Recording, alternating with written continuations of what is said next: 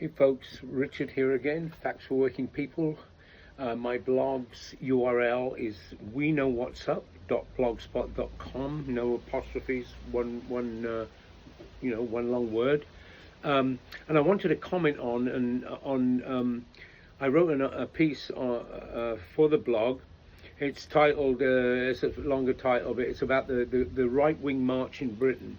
The fascist march. It was fascist. There's not all fascists at it, but behind it is fascist. And it's the title of it is The Right-Wing March in Britain, Identity, something along those lines. It's a day or two old, and I hope folks might go to it. But I wasn't going to put something up today, but then I was thinking about that bloody march and what I wrote in that march. And it was a march directed. It's all about pride. It's just similar stuff going here in the United States. You know what's really English and so forth. It's mostly English. What's English? And our country's being we're losing our culture. We're losing our religion. These people are different. Blah blah blah. It used to be about the Irish many years ago too. But I wanted to comment on it because it was so bloody nasty. And the easy the go-to people today are Muslims, of course, and it was directed at Muslims, mostly like Pakistanis, probably Bangladeshis, maybe some. They would be Indian Muslims, and so forth. So it was directed at them, and they had this horrible scene of three women come on with the full cover, except the you could see the eyes and that sort of thing. I don't know exactly how to, is it burqa? I don't know, but I don't know how to describe it. And they had them come on, and they were cheering on. They were encouraging the crowd to shout, "Take them off! Take them off!"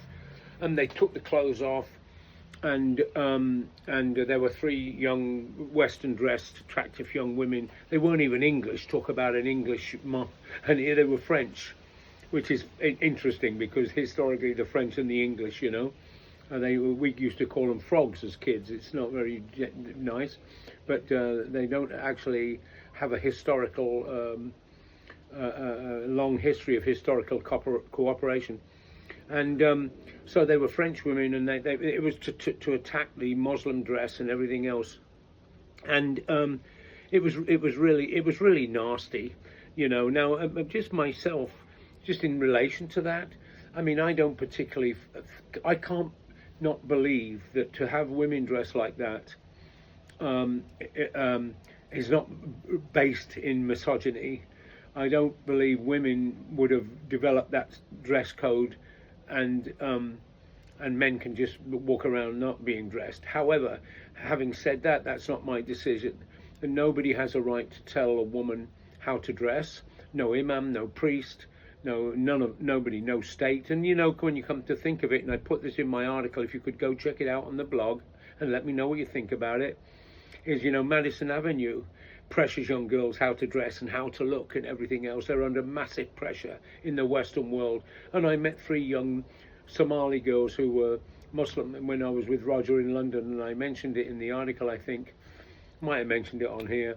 And they were lovely, and they told me we sometimes I do it for my folks. I do it out of respect. I do it on traditional days. I do it sometimes if I feel like I want to let people know this is my culture, and so it's not my job to tell people how to dress, and or tell women how to dress. But so it was directed at them, and the thing is about that is it's scapegoating people. And how that sort of integration comes, like I do find it odd when I see it. I do find it oppressive. But the thing is, it's not the state's role to change that. Having those marches and these right-wing scumbags, having them do that in the most disgusting way. And my friend said to me, told me, and I put that in the article too, an Indian Sikh friend. There were some Sikhs there. Well, they need to watch out about that, because they'll be next. The Jews will be next. These people are not going to stop at Muslims. Fascists don't stop at. It's because it's Christian nationalism and white supremacy that goes along with it. So anybody that was Sikhs that were there or Jews that were there because they don't like Muslims, English Jews, then you'd better look out. And the thing is about how that, when you do something like that, and those people see something like that, their culture, the Muslim culture, Pakistanis or Bangladeshis or whatever they might be, it's just going to tighten it up. It's, when somebody attacks you and your culture like that, in that degrading way, in a cruel way, it's going to strengthen you, and you're just going to come out more. It's not going to go away. How that changes, it happens within that community. They're going to integrate into if they're in England, into British culture and English culture. They'll have battles with their children over it. When I left England, most Indian girls had traditional dress. They don't now. That has to happen organically and within their family and among their community. They'll have those battles. I remember that movie, Bend It Like Beckham, when she was talking about her dad. He didn't like her playing football. And this, that, and the other. That'll happen. And you don't do it from the outside. And when you think about it, the British went all over the world to different countries, and they presented as British. They didn't dress differently. They didn't give up their religion.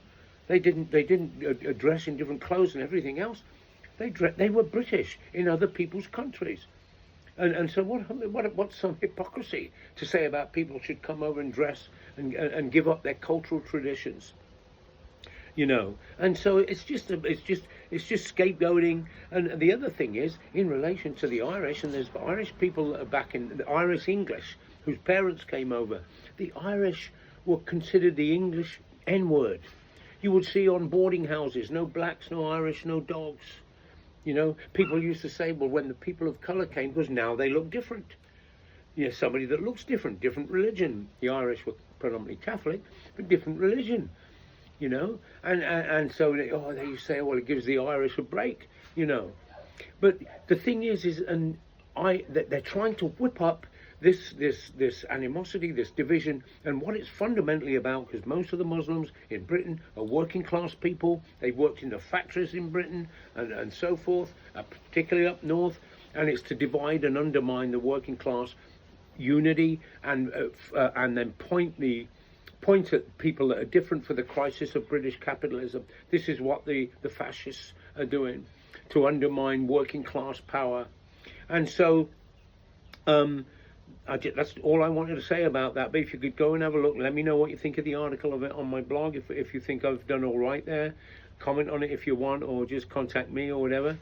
But the last thing is, no matter what, the attacks, you can kick all the immigrants in Britain out, you can do it here, and the attacks will still continue because they're not the problem.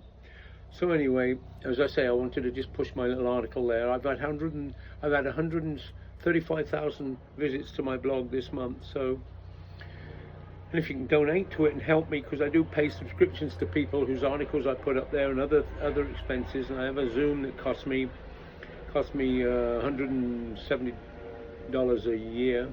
It just would help, if I want to buy more, to spread my articles and the blog's influence around, So anyway, thanks a lot. It's Richard. Take care.